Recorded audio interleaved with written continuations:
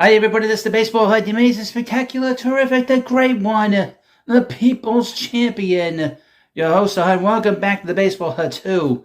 Hope you like this video and hit that subscribe button. So I'm going to talk about, in this video, some very strange trade predictions from the Bleacher Report. I think they've had a couple of beers while sitting up in those bleachers, and some of these are really ridiculous, quite frankly. Some of these players are not going to get traded.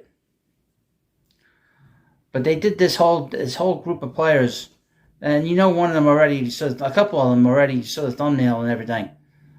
Here's from the Bleacher Report headline: predicting where top players involved in MLB trade rumors will finish the 24 season. We're going to skip the preamble that they post here. But again, before we get into this video, really hit that subscribe button. So let's talk about Willy Adames, who we talked a lot about in the spring. He's a shortstop with the Milwaukee Brewers. Let me read you what they wrote, where they think he's going to go. It remains wholly unclear whether Milwaukee views itself as a contender this season. Some of the Brewers' off-season moves, most notably trading away Corbin Burnes, suggest they are less than all the way in on making the playoffs in 2024. But other decisions, most notably signing Rhys Hoskins and not yet trading away Willy Adames, make it seem like they at least plan to give it a go for a few months. By the end of July, though, they'll probably be far enough back in the NL Central standings to... Let me tell you something. This team always seems to be in it. I think they'll be in it. And they always have good pitching. They have a good bullpen. Standings to part with their impending free agent who has accounted for 55 home runs and 178 RBIs over the past two seasons, trailing only Corey Seager and Francisco Lindor among players who primarily play shortstop. So who figures to be looking for a shortstop DH upgrade in a few months? Most of the presumed contenders look to be in good shape on both fronts, but two potential candidates are San Francisco and Tampa Bay. The Giants are hopeful that rookie Marco Luciano is ready for the full-time gig, but he has neither been particularly healthy and is already dealing with a hamstring issue this spring, nor all that productive over the past two seasons, and may well be the weakest link in their quest for a wildcard spot in the NL West. That makes the Giants our official pick here. Okay. Pete Alonso. Again, all this is obviously coming from WFAN. Pete Alonso, first base in New York Mets. Barring the unlikely scenario that the Yankees or Astros fall so far out of it that impending freeze Juan Soto and Alex Bregman land on the trading block, Pete Alonso is the position player who could make or break this year's trade deadline. Mets aren't going to get a lot for him. I'm going to be honest with you folks. And this is the stupid comparison they put out there.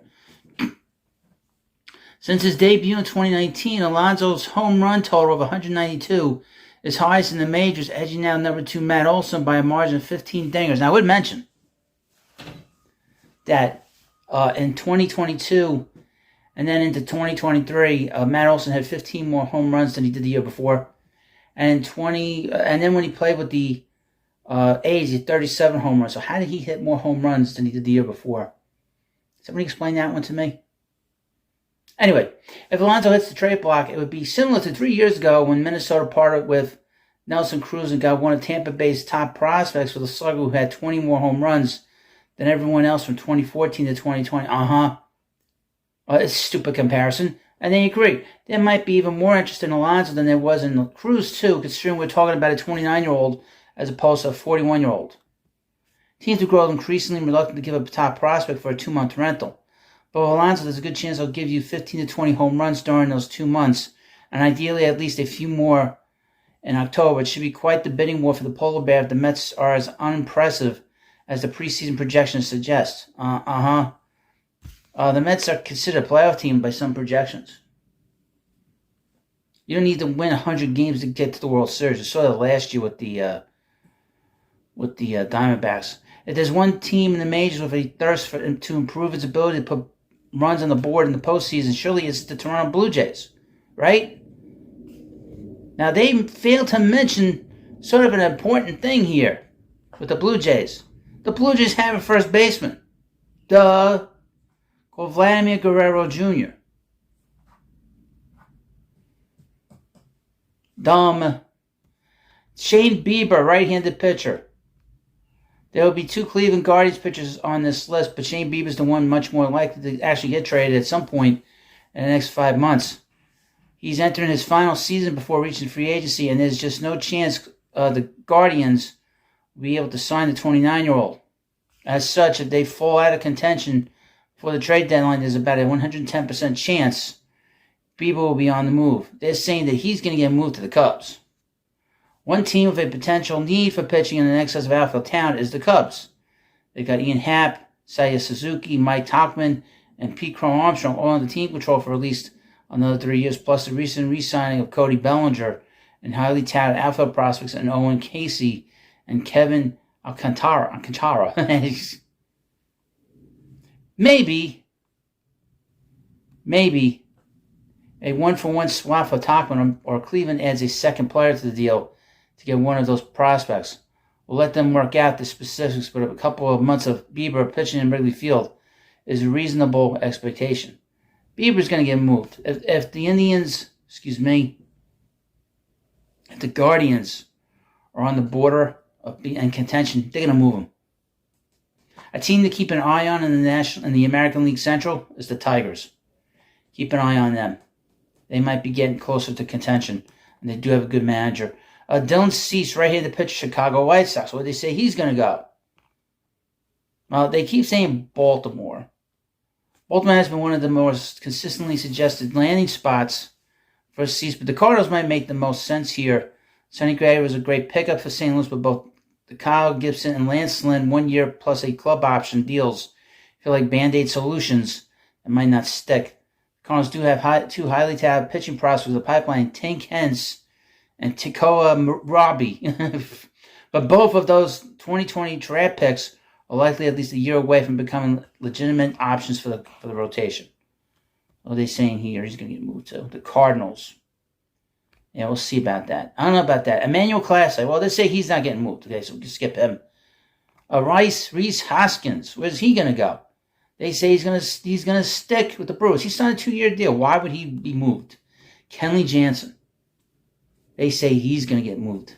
They say he's going to get moved to the Phillies. Boston could have quite the intriguing fire sale if it is destined for another year in the AL East basement. In addition to Jansen, the Red Sox have Tyler O'Neill, Nick Pivetta, and Chris Martin on expiring deals, plus Lucas Giolito on a 2-year deal. But 420 career saves during the regular season as well as 20 saves in the postseason. Jensen is the big one who has somehow never been traded in his career. He is an interesting piece. I could see him getting moved, possibly to the Rangers, possibly back to the Dodgers. This is a guy who can go to any team. He's a closer. You're not going to have to worry about giving up a lot of pieces for him. You're not going to give up a lot. Hai-Sung Kim, the San Diego Padres. They say he's sticking. So why are you writing about him? Jesus Luzardo. They say the Baltimore Orioles. He's not a number 1 starter. So I don't know why he would get moved. Now let's finish up with the most ridiculous idea. And I would be shocked. Absolutely, positively shocked. And considering where they want to send him, even more shocked. Mike Trout. They say he's going to stick with the Angels. Well, no kidding, he's going to stick with the Angels. He's not going anywhere. If he were to be traded, it'd be to the Phillies. I don't think the Phillies are going to take the risk of holding on, going and making a trade for him when he's got 6 more years on his contract. And last year, he hit 18 home runs and had 44 RBIs and was hurt. The guy cannot stay healthy. And I'm going to say this, I've said this before. In terms of his prime, he's about ready to go out of his prime. And to be honest with you, the production on the field is going to be less now because he's getting older. And like I said, he's in his 30s. He's 32 years old? 32 years old? He's not getting any better. So he's in the back end of his prime. This is not the 1990s where he probably could have been able to stay on the field, because he would have gotten like a McGuire shot, or he would have had a Snickers bar like Ken Caminetti. He is a guy that is not going anywhere. He is there for the duration. That's why you don't sign these guys to these long-term deals, because then you get burned down the road. And with Mike Trout, he's the Mickey man of our age. Can't stay on the field. But when he plays, he's great. When's he going to play? Who knows? And he's got a bad back. Well, that's great. That's great. Money well spent. Well, and they say that the talk was that he would go to the Dodgers. That's the talk in this article. Get out of here. The Dodgers aren't picking him up. No, I didn't even mention, they just wanted to mention Ohtani in this article. That's for sure. Let me know what you think about this video. And, of course, please subscribe to the Baseball Hut too, and I'll see you later.